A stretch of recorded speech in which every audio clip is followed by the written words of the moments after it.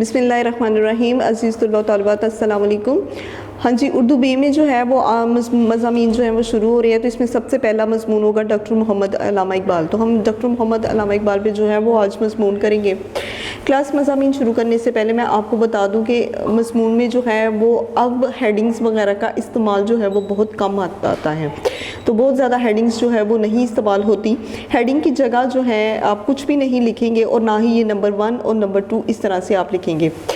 آپ جو ہے وہ ڈائریکٹ مضمون شروع کریں گے اور ہر پیراگراف کو شروع کرنے سے پہلے آپ 2 الفاظ کی جگہ چھوڑیں گے اور اس کے بعد جو ہے وہ ایک پیراگراف شروع کریں گے. جو ہی آپ اس سے دوسرے پیراگراف کی طرف آئیں گے تو وہاں پر بھی جو ہے آپ وہیں سے شروع کریں گے جہاں سے آپ نے پہلا پیراگراف شروع کیا.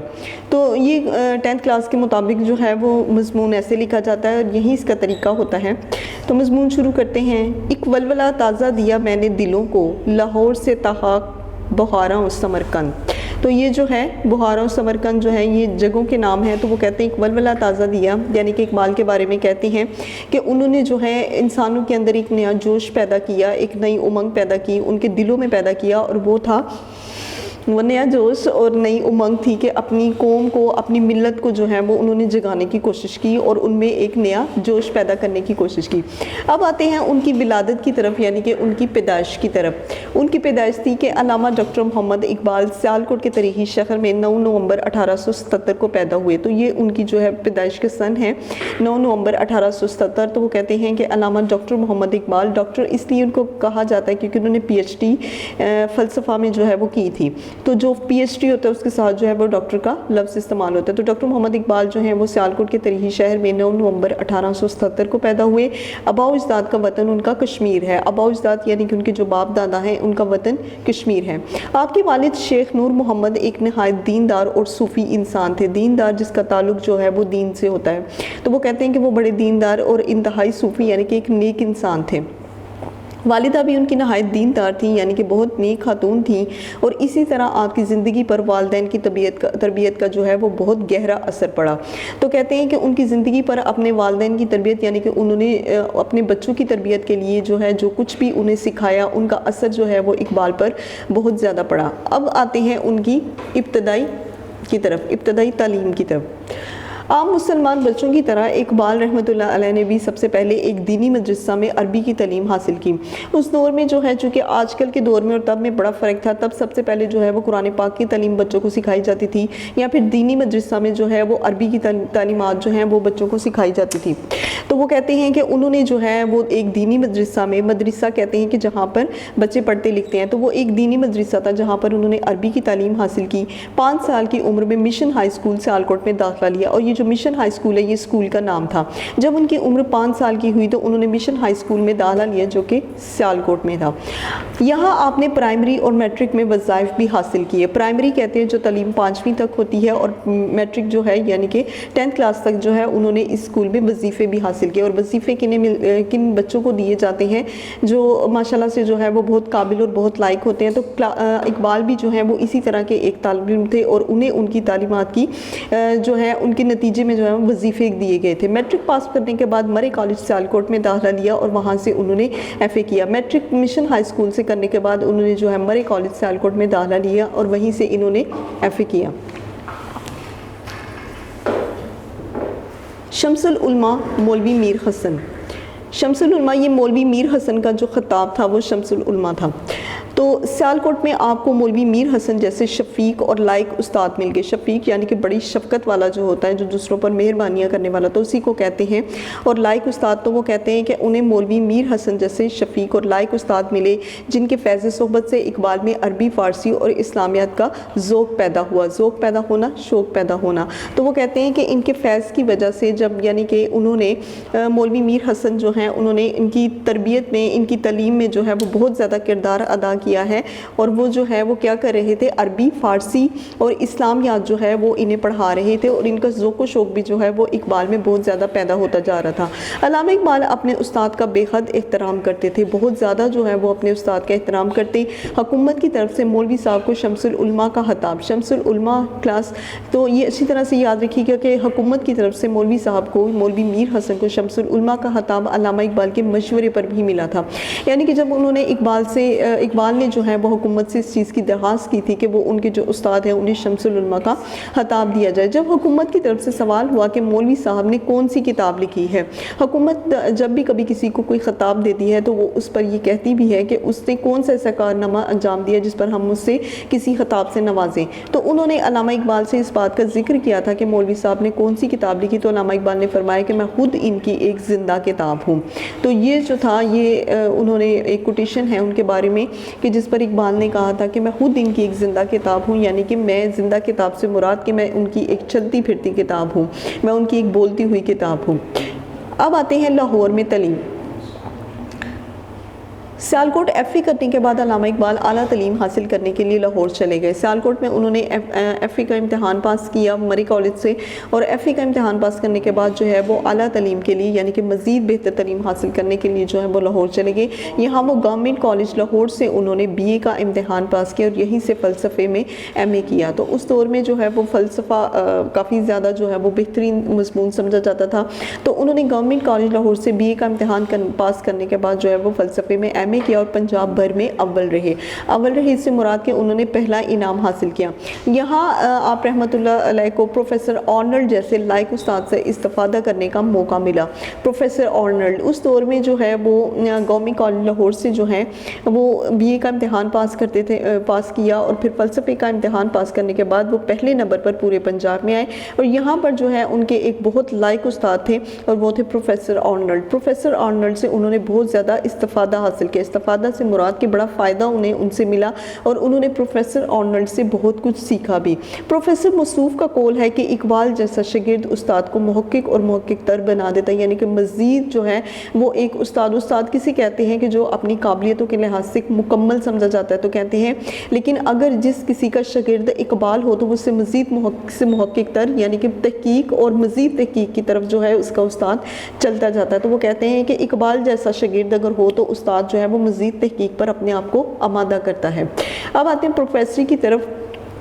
مروجہ تعلیم حاصل کرنے کے بعد آپ کچھ عرصہ اورینٹل کالج اور گورنمنٹ کالج میں پروفیسر بھی رہے۔ وہ کہتے ہیں کہ جو تعلیم تھی انہوں نے اس کو مکمل کرنے کے بعد جو ہے اورینٹل کالج کچھ عرصہ اورینٹل کالج اور گورنمنٹ کالج میں پروفیسری جو ہے وہ کرتے رہے، یعنی کہ ایک عہدہ تھا جو ان کی تعلیم مکمل ہونے کے بعد انہیں ملا اور وہ تھا پروفیسری کا، لیکن پرنسپل سے اختلاف کے باعث ملازمت چھوڑ دی۔ لیکن انہوں نے یہاں پر ملازمت صرف اس لیے چھوڑی کہ ان کے پرنسپل سے جو ہے وہ کافی زیادہ اختلافات تھے۔ اختلافات مطلب ان سے جو ہے وہ ان کا جھگڑا وغیرہ رہا کرتا تھا، اور کچھ باتوں پر جو ہے پرنسپل کی کچھ باتوں پر اقبال کو کافی اعتراضات بھی ہوا کرتے تھے، اور اس بنا پر جو ہے انہوں نے اپنی ملازمت چھوڑ دی۔ اس میں بھی قدرت کی جو ہے وہ مصلحت تھی، یعنی کہ مصلحت سے مراد کہ اللہ تعالیٰ جو چاہتا ہے وہ بہتر کرتا ہے، تو کہتے ہیں کہ اس میں بھی جو ہے وہ کچھ بہتری تھی۔ اگر آپ یہ ملازمت نہ چھوڑتے تو پھر علامہ اقبال نہ بن پاتے۔ کہتے ہیں کہ اس ملازمت میں بھی اللہ تعالیٰ کی کچھ بہتری تھی، اور اللہ جو کرتا ہے بہتر کرتا ہے۔ اگر اقبال اس ملازمت کو نہ چھوڑتے تو پھر وہ کبھی بھی اقبال نہ بن پاتے۔ اس دوران آپ شعر و شاعری بھی کرتے رہے، لیکن اس کا بھی دائرہ محدود تھا۔ تو وہ کہتے ہیں کہ اس دوران جو ہے انہوں نے شعر و شاعری بھی کی، شاعری وہ کرتے تو تھے لیکن اس کا دائرہ بہت محدود تھا، یعنی کہ کچھ بہت زیادہ تعداد میں وہ اپنے شعر نہیں لکھتے تھے، بلکہ ملازمت کے ساتھ جو کچھ بھی تھوڑا بہت ان کے ذہن میں آتا تو وہ اس سے اپنے صفحے پر جو ہے وہ لکھ لیتے تھے۔ سفر یورپ کی طرف اب آتے ہیں کہ کثرت مطالعہ سے آپ کے دل میں علمی تحقیق کا جذبہ پیدا ہو چکا تھا۔ کثرت مطالعہ سے کہ دن رات پڑھنے کی وجہ سے بہت زیادہ جو ہے وہ مطالعہ کرتے تھے مختلف کتابوں کا، تو کثرت مطالعہ کی وجہ سے جو ہے آپ کے دل میں علمی تحقیق کا جذبہ پیدا ہوا۔ علمی تحقیق کرنا یعنی کہ ریسرچ کرنا، مزید آگے جو ہے وہ بہتری لانے کے لیے آپ ریسرچ کرتے ہیں، یا کچھ باتیں ہوتی ہیں چھپی ہوئی انہیں باہر نکالنا، تو وہ کہتے ہیں علمی تحقیق کا جذبہ جو ہے وہ ان کے دل میں پیدا ہوا اور انہوں نے جو ہے اس پر مزید کام کرنا شروع کر دیا۔ اس جذبے کے تحت آپ 1905 میں یورپ میں روانہ ہوئے۔ یورپ میں یعنی کہ انگلینڈ میں جو ہے یورپ کنٹری میں اس سائڈ کی طرف جو ہے وہ آپ اسی جذبے کے تحت چلے گئے تھے۔ یہاں آپ نے 3 سال قیام کیا، قیام کرنا ٹھہرنا، تو 3 سال جو ہے وہ آپ یورپ میں رہے۔ انگلستان سے بیرسٹری اور جرمنی سے پی ایچ ڈی کی ڈگری حاصل کی۔ انگلستان سے لندن سے جو ہے وہ آپ نے بیرسٹری کی اور جرمنی سے آپ نے پی ایچ ڈی کی ڈگری حاصل کی۔ بیرسٹری کہتے ہیں وکالت کا شعبہ، تو انگلستان سے جو ہے وہ آپ نے वकालत के शोबे को इख्तियार किया और जर्मनी में जाकर आपने PhD की डिग्री हासिल की। PhD की डिग्री जो है यानी कि फ़लसफ़े में आपने PhD डिग्री, और इसी बिना पर आपको जो है वो डॉक्टर कहा जाता है। इस ज़माने में आप रहमतुल्लाह अलैह नया इस्लाम के मौजू पर 6 लेक्चर दिए जो बेहद मकबूल हुए। इसी ज़माने में जो है वो डॉक्टर अल्लामा इकबाल ने नया सलाम के मौजू, ये एक उन्वान था जिसके मौजू पर डॉक्टर साहब ने जो है वो कुल 6 लेक्चर दिए और इनके ये लेक्चर जो हैं वो बहुत ज़्यादा मकबूल हुए। यूरोप का ये सफ़र आपके लिए बेहद मुफीद साबित हुआ। यूरोप का ये जो सफ़र था जो अल्लामा इकबाल ने किया, आपके लिए ये सफ़र जो है वो बहुत फ़ायदेमंद साबित हुआ। तो आप रहमतुल्लाह अलैह को मगरबी तहज़ीब को करीब से देखने का मौका मिला। तो इस पर जो है आपने क्या देखा कि मगरबी तहज़ीब को बड़े करीब से देखा। तो करीब से देखना कि आप ये देख रहे थे कि मगरिब में लोगों का रहन सहन क्या है, वो किन असूलों के तहत अपनी ज़िंदगी गुजारते हैं। उसके बाद जो है अगर आप किसी नतीजे पर पहुँचे तो वो यही नतीजा था कि मगरबी तहज़ीब की जो बुनियाद है वो इंतहाई गलत असूलों पर रखी गई है। यानी कि इस्लाम को जो है वो डॉक्टर साहब बेहतर करार देते थे मगरबी तहज़ीब की निस्बत, और ये इंसानियत के लिए तबाहकुन है, और ये कि इंसानियत की निजात जो है वो इस्लाम ही में मुज़मिर है। वो कहते थे कि इंसानियत के लिए जो है वो मगरिब की तहज़ीब बहुत तबाहकुन है, वो बेहतर नहीं है, और इसके साथ साथ जो है वो इंसानियत की निजात जो है वो सिर्फ़ इस्लाम में है। अगर इंसान अपनी निजात चाहता है तो वो सिर्फ़ और सिर्फ इस्लाम है। हैरान ना कर सका मुझे जलवाए दानिश फ़रंग, सुरमा है मेरी आँख का हाके मदीना नजफ़। वो कहते हैं हेरा यानी कि मुझे जो है वो भा ना सका, मैं इससे मुतासिर ना हो सका। और किससे मुतासिर ना हो सका? जलवाए दानिश फ़रंग, यानी कि फ़िरंग कहते हैं यहाँ पर अंग्रेज़ों को। तो वो कहते हैं अंग्रेज़ जितने भी अपनी अक्लमंदी के जलवे दिखा रहे थे, मैं उससे बिल्कुल भी मुतासिर नहीं हुआ, और अगर मैं किसी चीज़ से मुतासिर हुआ तो वो सिर्फ़ और सिर्फ मदीना और नजफ़, यानी कि मैं अल्लाह और उसके जो रसूल है, उसके रसूल का जो शहर है, मैं सिर्फ़ और सिर्फ इनसे मुतासिर हुआ। यानी कि मैं अल्लाह ताला के और उसके रसूल के बताए हुए रास्तों से मुतासिर हुआ, मैं अंग्रेज़ों से हरगिज़ जो है वो मुतासिर ना हो सका। वतन वापसी 1908 में आप वतन वापस आ गए और लाहौर में क़याम किया। तो सन 1908 में जो है वो आप बैरिस्ट्री के बाद और जर्मनी से PhD की डिग्री के बाद आप वतन वापस आए और आपने लाहौर में जो है वो क़याम किया। आप रहमतुल्लाह अलैह कुछ अरसा वकालत करते रहे लेकिन इसे मुस्तकिल पेशा ना बनाया। इसके बाद जब आप वतन वापस आए तो आपने कुछ अरसा जो है वो वकालत का शोबा इख्तियार किया, यानी कि वकील रहे, लेकिन आपने इसे अपना मुस्तकिल पेशा नहीं बनाया। मुस्तकिल पेशा यानी कि सारी ज़िंदगी के लिए आपने इसे अपना पेशा नहीं बनाया। आप अंजुमन हमायत इस्लाम के सालाना जलसों में आप रहमतुल्लाह अलैह की नज़में जो है वो बड़ी शौक़ से सुनी जाती थी। अंजुमन हमायत इस्लाम यानी कि हमायत इस्लाम की हमायत में जितने भी जलसे हुआ करते थे उनमें अल्लामा इकबाल की ये जितनी भी नज़में थी ये बड़े शौक़ से सुनी जाती थी। आप रहमतुल्लाह अलैह की शायरी में एक अजीम क़ुव्वत पैदा हो चुकी थी, एक अजीम क़ुव्वत, यानी कि उनकी जो शायरी थी वो एक बेहतरीन ताकत की मालिक थी। और ना सिर्फ ये कि ये जो ताकत है ये किसी मुसलमानों के लिए बल्कि गैरों के लिए भी जो है वो बहुत बेहतरीन साबित होती थी। यानी कि लोग उनकी शायरी से बहुत ज़्यादा मुतासिर होते थे और रफ्ता रफ्ता इस्लाम की सच्ची तालीमात का असर आप रहमतुल्लाह अलैह की शायरी में ज़ाहिर होने लगा। अब ये था कि वो ना सिर्फ मुल्क कौम के लिए बल्कि इस्लाम के लिए भी बेशुमार शायरी किया करते थे, और ये जो उनकी शायरी होती थी वो बहुत ज़्यादा जो है वो नुमायाँ होने लगी। तस्वुर पाकिस्तान 1930 में अल्लामा Iqbal all India Muslim league के सदर बने। अब 1930 में जब अल्लामा इकबाल मुस्लिम लीग के सदर बने, जिसका नाम कि ऑल इंडिया मुस्लिम लीग था, और उन्हें उसके लिए सदर मुंतहिब किया गया। मुंतहिब करना यानी कि इंतहाब किया गया।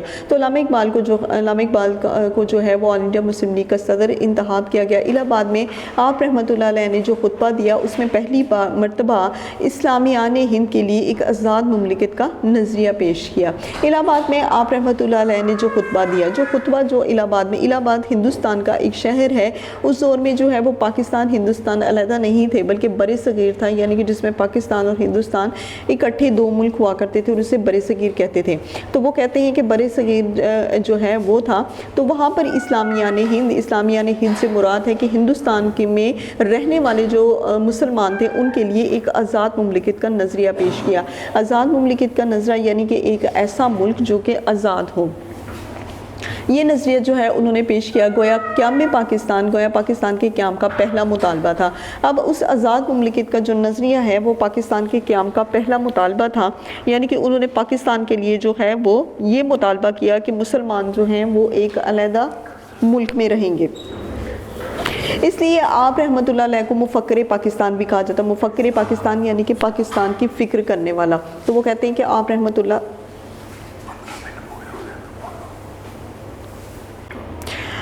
آپ نے مسلمان قوم کو اپنی شاعری کے ذریعے ذہنی طور پر حصول آزادی اور قیام پاکستان کے لیے تیار کیا۔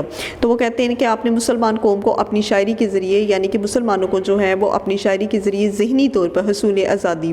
تو علامہ اقبال کا جو ہے یہ بہت بڑا کردار تھا پاکستان بنانے میں۔ انہوں نے اپنی شاعری کے ذریعے مسلمانوں میں یہ ایک تحریک پیدا کرنے کی کوشش کی تھی کہ آپ کو ایک ایسے ملک کی ضرورت ہے جہاں پر آپ آزادی سے رہ سکیں۔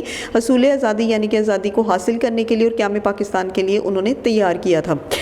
قائد اعظم اور علامہ اقبال نے نہ صرف پاکستان کا تصور پیش کیا، یعنی کہ پاکستان کے بارے میں ایک خیال پیش کیا، بلکہ اس سلسلے میں قائد اعظم کو نہایت مفید مشورے بھی دیے۔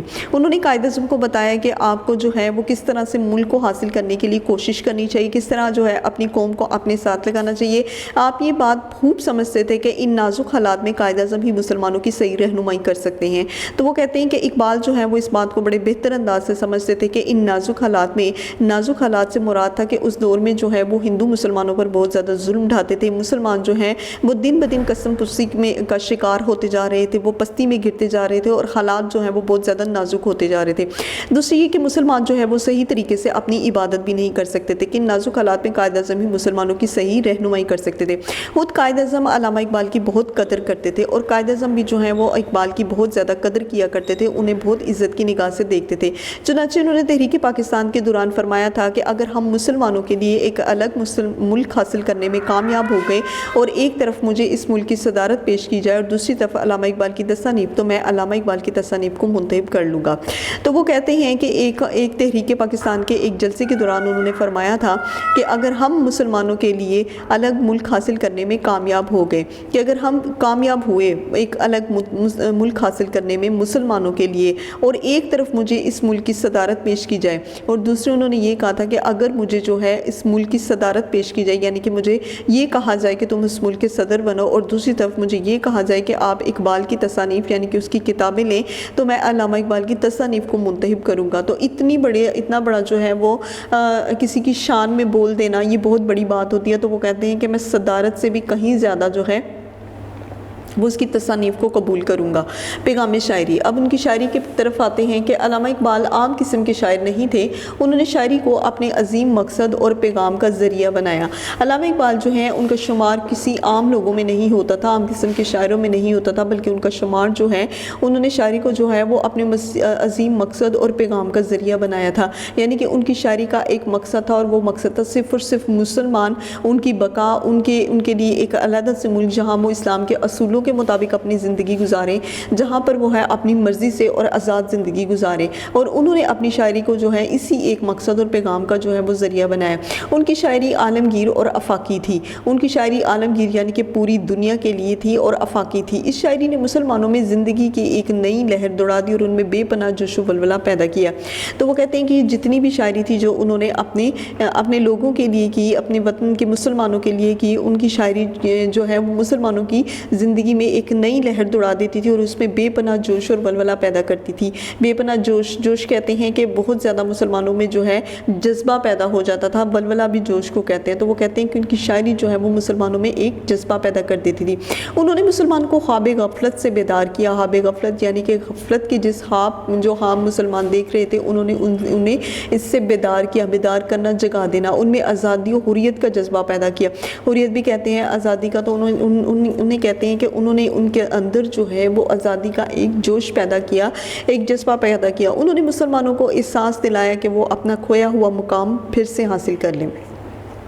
تو وہ کہتے ہیں کہ انہوں نے مسلمانوں کے اندر جو ہے یہ احساس پیدا کرنے کی کوشش کی کہ وہ اپنا کھویا ہوا مقام جو ہے وہ پھر سے حاصل کریں، غلامی کی زنجیروں کو توڑیں اور یقین، محکم عمل پہم اور اتحاد سے کام لے کر عظمت رفتہ کو حاصل کریں۔ یقین یعنی یقین محکم یعنی کہ ہمیشہ جو ایک یقین ہوتا ہے جو اللہ تعالیٰ کی ذات کے اوپر انسان کو ہوتا ہے، تو وہ کہتے ہیں کہ وہ اس کی ذات کے اوپر یقین کریں اور پھر اس پر عمل بھی کریں، اور اتحاد سے مراد کہ وہ مل جل کر جو ہے وہ اپنی زندگی گزاریں۔ اور اسی طرح وہ عظمتیں ان سے کام لے کر عظمت رفتہ کو حاصل کرے. عظمت رفتہ یعنی کہ اپنے اپنا جو دور ہے جس کو وہ گزار رہے ہیں اس میں وہ عظمت حاصل کریں, اپنی بڑائی حاصل کریں.